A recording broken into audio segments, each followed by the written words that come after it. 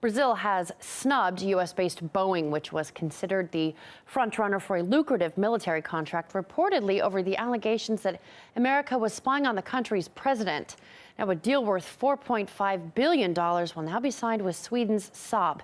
To discuss this now, we cross live to Curtis Ellis, Executive Director of American Jobs Alliance. Sir, thank you so much for joining me. Now, this seems to be, from what we can tell, the first time a company has lost some hard cash over the NSA spying scandal.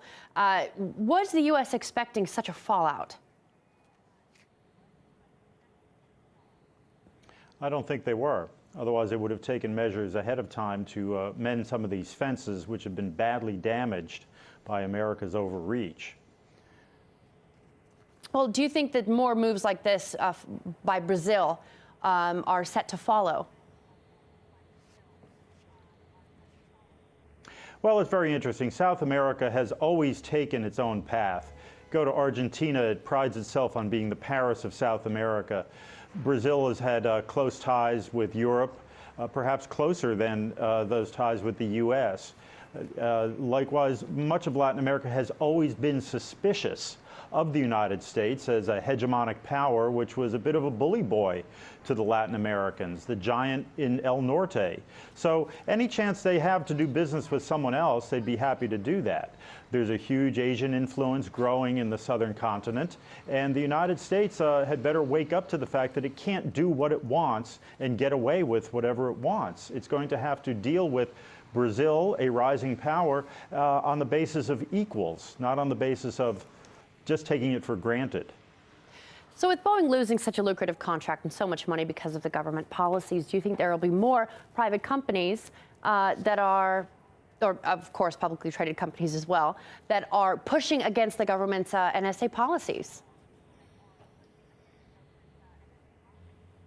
We're seeing already in the tech sector, Google, Yahoo, some of the larger tech companies which have been perhaps mistakenly considered complicit in the NSA wiretapping and hoovering of electronic records, are now demanding some type of accountability and some type of distance between themselves and the NSA. This, by the way, is this situation with Brazil is a personal affront to Barack Obama as well. Now, the Swedish won the contract for the jet fighters. Remember, it was Sweden's neighbor, Norway, which awarded Barack Obama a Nobel Peace Prize on the basis of creating a new international climate that had suddenly improved because Barack Obama had ascended to power.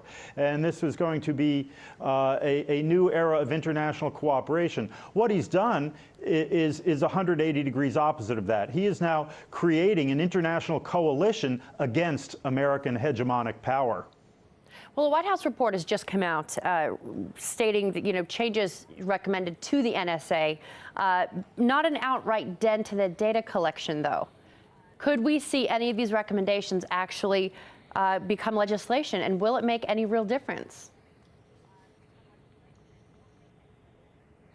Well, there's a growing number of senators and House representatives, and in fact a caucus within the House, calling for either defunding the NSA or not paying their water bill, not giving them electricity. The libertarian wing of the Republican Party is, which has a Tribune and Rand Paul in the Senate and Justin Amash in the House, are openly in opposition to the NSA. So now I don't know what these recommendations are. I haven't read them in depth. I don't know if they amount to, if you like your privacy, you can keep it.